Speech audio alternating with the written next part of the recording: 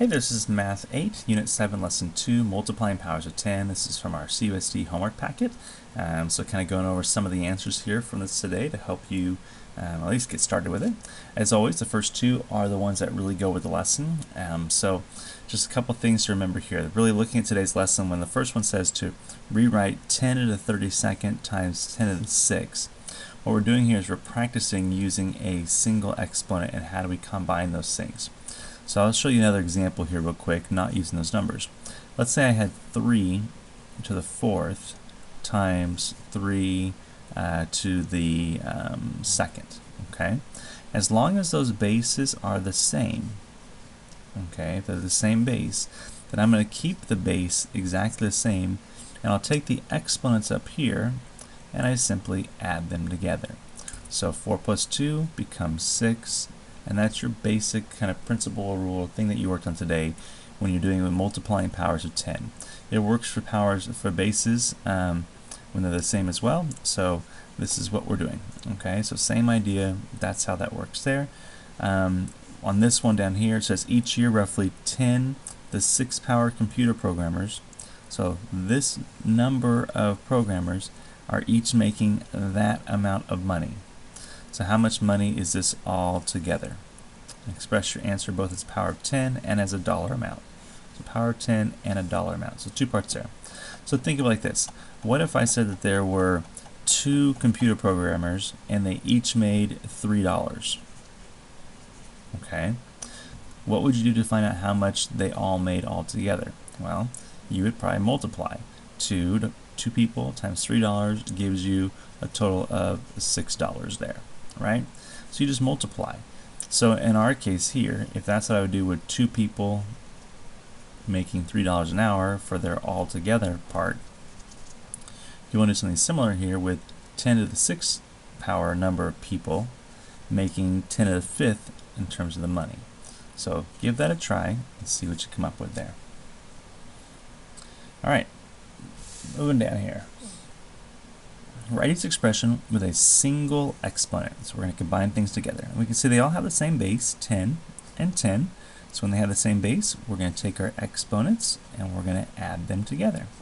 So we keep the base the same and we do 2 plus 7, which becomes 10 to the 9th power. Okay, let's do part C.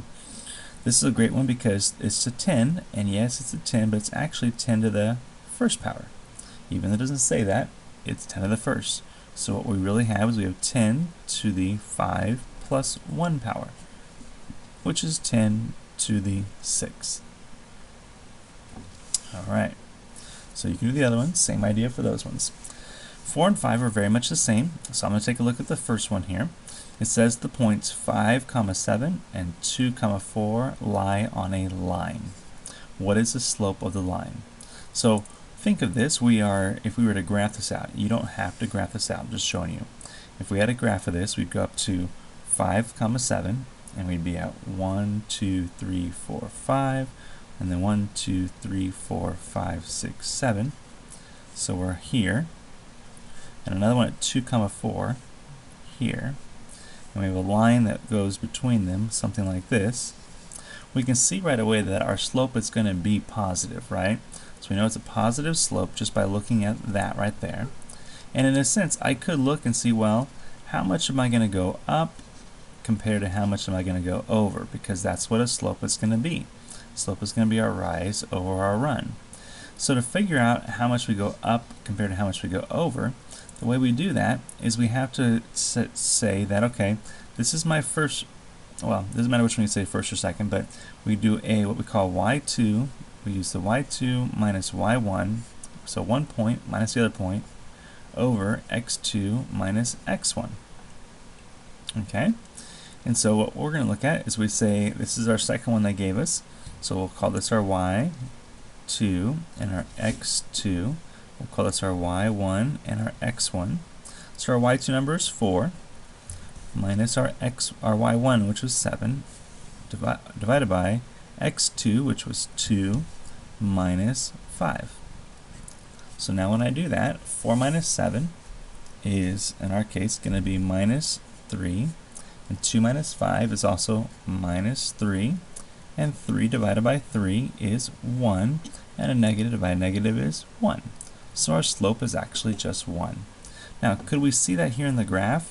Sure, we probably could. I mean, think about it. We're here at 4, and we're going to go up to 7. So we're going to go up 1, 2, 3, 4. So we went up 4, and then we went from 2 to, we go from 2 to 5. So we go 2 to 5, which is 1. Oh, something felt funny there. Weird. So from 2 to 5, 4 to 7. 4 to 7 is 1, 2, 3. Up 3. And then 2 to 5 is 3. So we can see that in this we went up 3 over 3, which is 3 over 3, which is also 1. So looking at with a graph, we can see how that makes sense. Okay? And this is how we find a slope using just 2 given points there. So do the same thing for number 5 with the points that they give you. And then finally, our last one's down here. It says to graph the following. And so you have a couple different equations here. We know that from our graphs, they give us some information. They give us the slope, which is the number in front of the x, right? That coefficient there. And they also give us here, the last part is our y-intercept, where it crosses the y-axis. So for number 6, I can plot this point right away and go 1, 2, there's negative 2. And then I could take the slope, and we can say, well, let's use that slope. The slope means what? If its slope is 3, we're going to go up 3, and over 1, right? So that's what the slope actually means for us. And so you would do that on that one and plot it out and see what you come up with. Another way of looking at it is you could make a t-chart, and you could do x and y, and you could plug in some points. You could plug it in for negative 1 and 0 and positive 1. At 0 we already know it's negative 2, but you could plug those values in and see what y is going to be. That'll give you 3 points to plot, and then you can play connect the dots. I'm going to do number 7 for you guys. Okay, to see if you got the right idea, because it's a fraction, and fractions scare kids. I don't know why, because fractions are great fun. They make it a lot easier than annoying decimals. Alright, so what do? I look and say I have a y-intercept right there at 4. So 1, 2, 3, 4. So there's my y-intercept. And then I look here at my slope. My slope is negative, so I'm going to go down 1 over 4. That's my slope, down 1 over 4. So I go down 1 and over 1, 2, 3, 4. And there's a point. If I want another point, I could go the opposite direction. I could go up 1 and over 1, 2, 3, 4 this way. Okay? And then I play connect the dots. It's good to use a ruler here. I don't have a ruler with me this morning. But something like that, and that's it. That's all you have to do. So do the same thing for number 8. That's it for today. Have a great day, and we'll see you next time.